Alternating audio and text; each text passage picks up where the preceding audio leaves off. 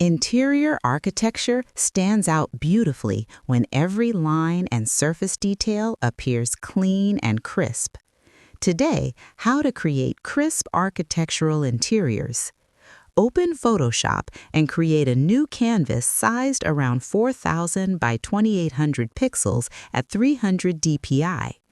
Import your interior photograph and duplicate the layer so the original remains untouched.